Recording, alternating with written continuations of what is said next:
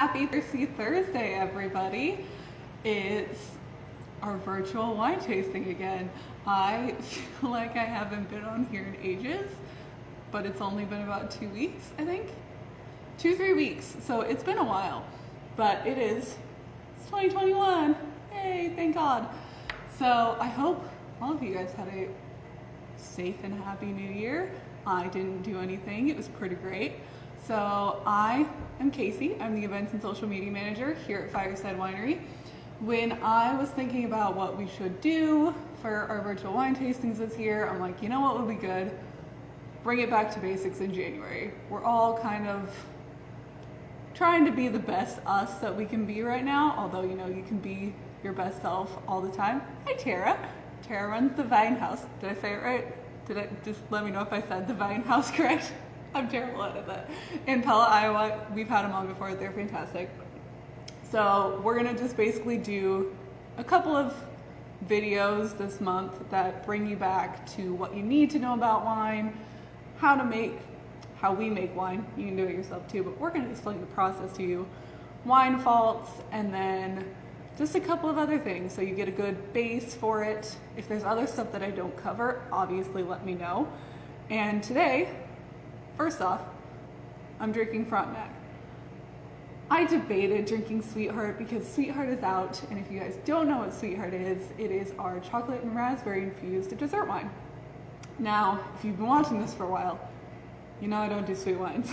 So I really did, I thought about it. I was about to pour it in my glass, and then I'm like, you know what? I've been drinking this the entire time I'm on here. I just can't do it. But if you like sweet wines, if you like dessert wines, definitely check Sweetheart out. But I'm gonna stick with my favorite. Cheers, by the way. This is my 2021 drink. So today, we're gonna start off with 10 things you need to know about wine. Some of these are pretty obvious, some are very personal, and others are just terms that you probably know and hear, but don't know what they mean. You think we're just spitting off our wine knowledge, but they actually mean something and they count. So, numero uno, number one, learn which type of wines you like. Remember when I said things are gonna get personal?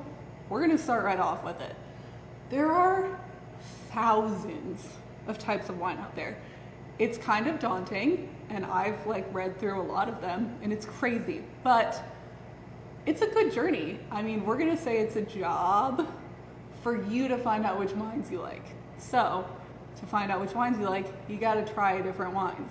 So, try your reds, try dries. I know if you think you're sweet, try a Riesling, try a Malbec. There's a little bit of sweetness in those, you never know. And try ones from different regions. Obviously, we love our Iowa wines, but the world makes wine. You know that. So give it a shot. I tried a wine from India the other day. India makes wine. It was insane. Really good though, too. So that's number one. Learn which types of wines you like. And we're gonna quickly move on to number two. What is tannin? We get this question all the time because it feels like one of those buzzwords that people use to say wow, that wine has so much tannin in it. It's a legitimate thing. Tannin naturally occurs in seeds, oak, wood, leaves, bark, all that sort of woodsy, pulpy stuff. So tannin creates bitterness and astringency. Astringency is the drying of your mouth, which is why it is more common in red wines, because red wines are fermented on either the skins or the seeds. So adds in tannin, and we usually age them in oak, which adds in tannin. But tannin also helps wine age longer. So it is a very good thing. We love tannins. It can be overpowering sometimes, but that's where number three comes in. Number three, we just have to wait for me to drink. Number three, why are some wines oaked and others aren't? So oak introduces certain flavor compounds. It really does. They're like your vanilla, a lot of your caramel flavors. Those don't naturally come from grapes, those come from oak. And there are a whole bunch of different kinds of oaks that we could get into, like American, French, Hungarian. but I'm not going to do that here. Oaking basically helps wine taste smoother and less astringent, and it adds more ageability. So if you want to age your older wine, not your older wines, if you want to age wines longer, the oaked wines are naturally going to be able to do that while maintaining their structure, their fruitiness, and be able to develop some of those tertiary flavors that only come from aging a wine. Cool, got that? Are we all keeping up? If anybody has questions, let me know. I know I'm like zooming through these. So number 4, there is an optimal way to taste wine. Learn it. I'll go through it really quickly. I do have a video of it on Firesides, but I can do another one if you haven't watched them since when I did them on Tuesdays. But I can do another one. There's an optimal way to do it. We're not going to judge you if you taste your wine out of a sippy cup because that's all that's clean in the house. I don't care. But if you're trying to get the flavors, the aroma, the notes in it, you're trying to assess the wine, basically there's a couple of steps in that. So you look at the wine. Best to look over a white piece of paper so you actually get the full color. You can look around the rim. Smell. And I always suggest smelling it before you swirl it so you get the nose without the extra oxygen added in. Smell. It smells so good. It's like caramely and gorgeous and beautiful. Yep, totally changed it. And then you swallow. Nope, taste. And on the taste, you're trying to get body, acidity, tannin, flavors, and a couple of other things. But then you can either swallow or spit. I swallowed. But if you're not trying to get drunk and you're drinking a lot of wines, definitely feel free to spit. And then think about what you're tasting. That's the proper way to taste wine. Again, you do you. But know how to taste your wine if you want to get the full experience out of that beautiful bottle that you purchased. All right, moving on. Number 5, how to properly pair food and wine. Believe it or not, there is a method to this madness.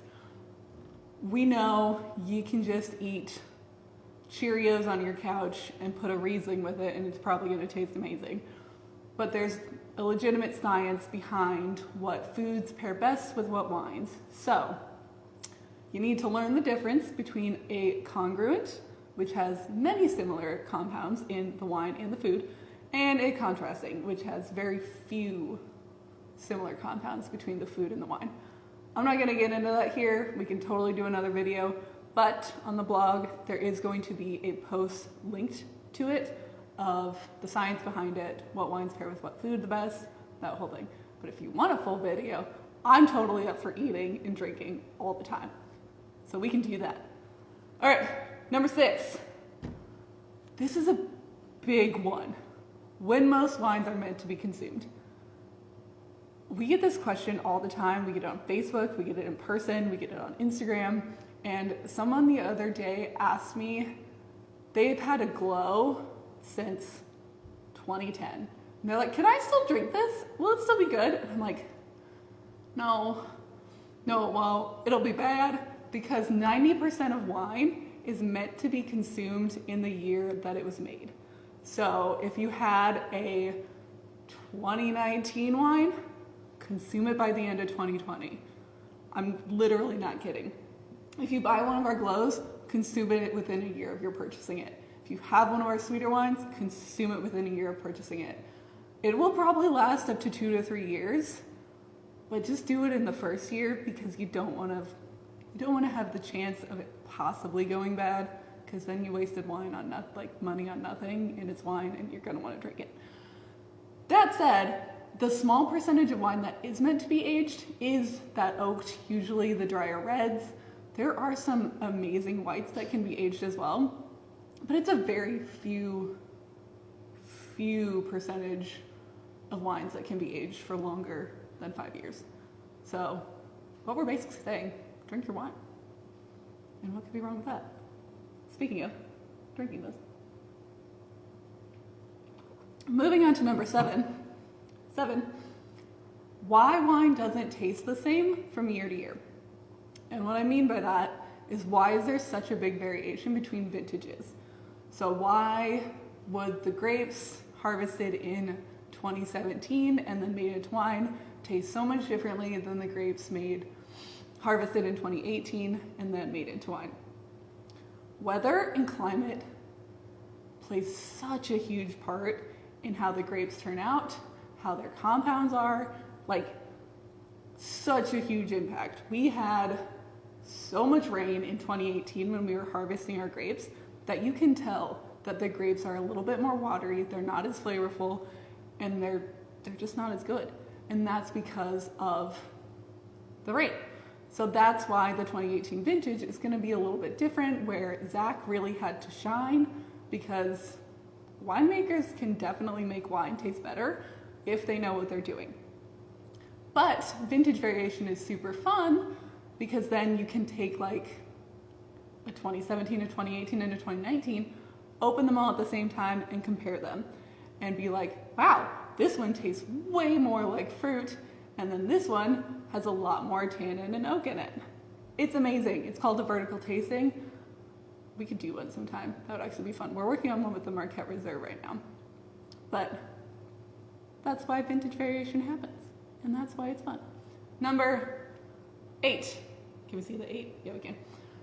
How to ask for the wine you like in a restaurant or at a wine store.